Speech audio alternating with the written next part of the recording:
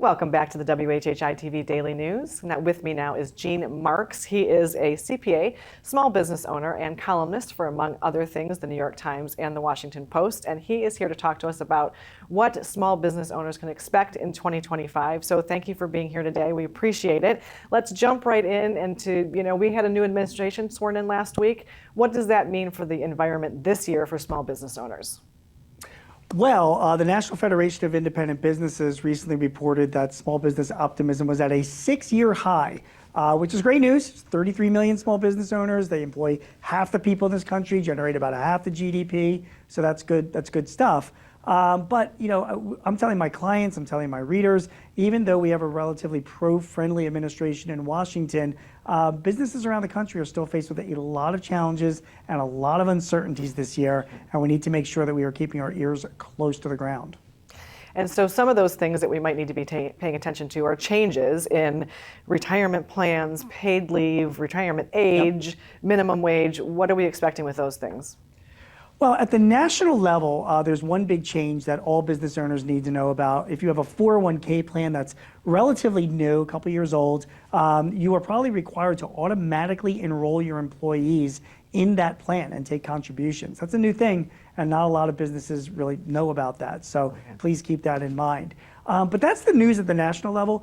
Really, when it comes to like minimum wage, paid leave, paid sick leave, retirement, mandatory retirement plans, all that stuff, you're going to see the Trump administration, back off a lot on that stuff and push it more down to the states. And the states is where the action is at. I mean, there are 30 states that have minimum wages higher than the federal level. 70 states and localities are increasing minimum wages this year. A number of states have rules around retirement and overtime that exceed what the federal government currently has. So that's where the action is. If you're running a small business, you not only have to make sure that you're in compliance with your own state's rules, but you have to make sure you're in compliance with other states' rules if you have remote workers or employees or operations elsewhere around the country. So like I said, a lot of challenges. It's going to continue to be an uncertain and complex environment. Yeah, certainly a lot of moving parts there. And to add to that, are there any tax codes that are coming on that are new or any that are expiring, just to add a little bit more to our plates?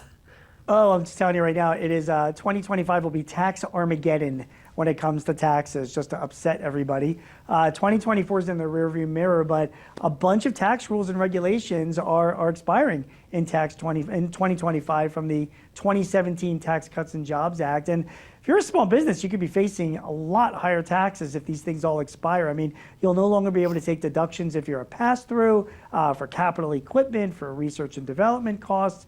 For you and I, like our individual standard deduction would be cut in half. That's just a few of the things that would go away. Now, the Trump administration and the GOP are pushing to make these things either permanent or at least extend them. But they have a slim majority in Congress, and their Democratic opponents, rightly so, are asking, well, how are these things going to be funded? So it's going to be a real battle in Washington over the next few months. I am expecting to see some clarification on taxes by late spring, early summer. So get in with your CPA or your accountant, make sure that you're ready. And once these things do happen, and they could be big changes, you want to make sure that you take actions. Yeah, and we've got just about 45 seconds left. I want to just real briefly touch on what you think AI and how that's going to impact small businesses this year. State regulations, 8 states are now implementing regulations on AI. That's going to be the big story. More states will implement more regulations over the next few years, particularly in how you're hiring and recruiting and managing your employees. So be aware of that. Even if it's not your state and it's another state, you might still have to be in compliance, which all gets back to how do you manage all this stuff? How do you you can't keep up with all this stuff. So you need to outsource it. I mean, you have a good CPA you can outsource to your taxes to. On all this HR compliance and AI compliance, use a good HR company to do that. I mean, I have a lot of clients that use Paychex. They do all the compliance work. They do all the regulatory work, all of the paperwork for you. That way, they take care of those problems and you focus on your business. It is just, with not the national, legislation being involved, it's all state and local. It's more complexity for small businesses, and there's no way you can keep up with all those state and local rules on your own. So outsource it to a good HR company like a Paychex. Well, Gene, thank you so much for being here today. Lots of good information, and like I said, lots of moving parts, but thanks for shedding some light on it for us today. Thank you for having me.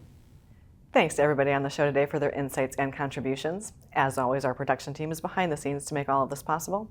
And of course, we are honored that you have chosen to share part of your day with us. I'm Betsy McDaniel, and we'll see you for the next WHHI-TV Daily News.